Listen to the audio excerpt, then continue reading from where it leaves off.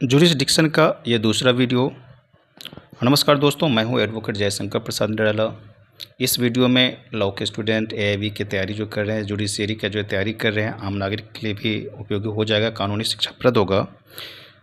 और ये जुरिस्डिक्शन पर सवाल है और क्वेश्चन है यह कि क्या दिल्ली में हुए किसी अपराध का मुकदमा मुंबई की अदालत में चल सकता है, या अगर आपकी ज़मीन बिहार में है तो क्या आप उस केस को दिल्ली में लड़ सकते हैं। आपके मन में भी ऐसा सवाल आता होगा तो उसका अब पूरा वीडियो बने रहिए। सवाल का जो जवाब है वो आपको मिल जाएगा, और आपके मन में यदि इस तरह का सवाल है तो आपका मन भी आज संतुष्ट हो जाएगा, क्योंकि स्क्रीन पर टेक्स्ट भी है, आप नोट्स भी बना सकते हैं और समझ भी सकते हैं। नमस्कार दोस्तों, मैं हूं एडवोकेट जयशंकर प्रसाद निराला और आज हम बात करेंगे टेरिटोरियल जुरिडिक्शन का। एक जुरिडिक्शन मैंने ऑलरेडी बताया हूं, प्लेलिस्ट में जाके वहां पर देख सकते हैं, वहां पर ये वीडियो भी जाएगी। और यह है टेरिटोरियल जुरिडिक्शन यानी क्षेत्रीय क्षेत्राधिकार के बारे में। कानून में हर अदालत की एक भौगोलिक सीमा, जिसे हम बोलते हैं जियोग्राफिकल बाउंड्री, तय की गई है। कोई भी कोर्ट केवल अपने निर्धारित इलाके के मुकदमों की ही सुनवाई कर सकती है।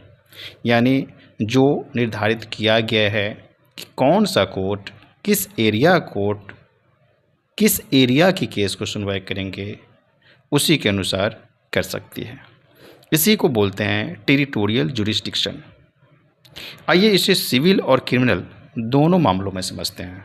वीडियो को पूरा देखिएगा, विदाउट स्किप आप देखिए, उसके बाद आप समझिए।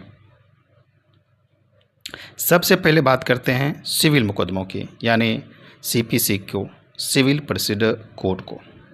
इसकी धारा 15 से 20 तक क्षेत्रीय क्षेत्राधिकार के नियम दिए गए हैं। इसका सबसे बुनियादी नियम यह है कि अगर विवाद किसी अचल संपत्ति यानी इमूवेबल प्रॉपर्टी जैसे कि ज़मीन या मकान का है, जो एक जगह से दूसरी जगह उठा कर के नहीं ले जाया जा सकता है, कैरी नहीं किया जा सकता है, तो केस उसी अदालत में दायर होगा जहां वह संपत्ति स्थित है। यानी उदाहरण के थ्रू आप पूरा का पूरा समझेंगे। चलिए उदाहरण को पहले समझ लीजिए, तब आप समझ पाइएगा।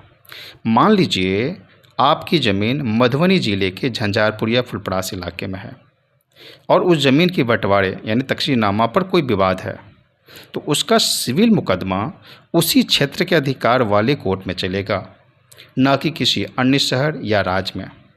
और अगर मामला पैसा की लेन देन का है, रुपयों का लेन देन का है, तो केस वहाँ फाइल किया जा सकता है जहाँ प्रतिवादी यानी डिफेंडेंट रहता है, जहाँ वह व्यवसाय करता है। अब आते हैं क्रिमिनल मुकदमों पर।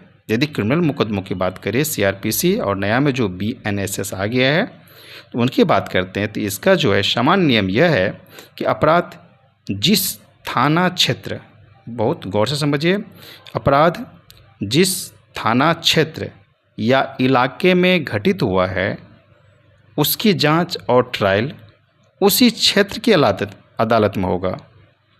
जी हाँ, क्रिमिनल केस की बात करूँ तो जिस थाना के अंतर्गत कोई घटना घटित हुआ और वह थाना कोर्ट के, चाहे वह सिविल कोर्ट हो, डिस्ट्रिक्ट कोर्ट हो, वह थाना किस कोर्ट के अंतर्गत आता है, उसी कोर्ट में जा कर के, और वह डिवाइड किया गया है क्रिमिनल कोर्ट को भी, उसमें जाके वह चलेगी।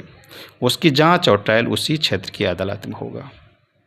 उम्मीद करता हूं कि आपने यह बात बहुत अच्छे से समझ गए होंगे कि घटना का क्षेत्र से जुड़ा हुआ है कि कौन सी घटना किस कोर्ट में जाएगी, किस वाद को किस कोर्ट में ले जाएं, कहाँ के क्षेत्र में ले जाएं।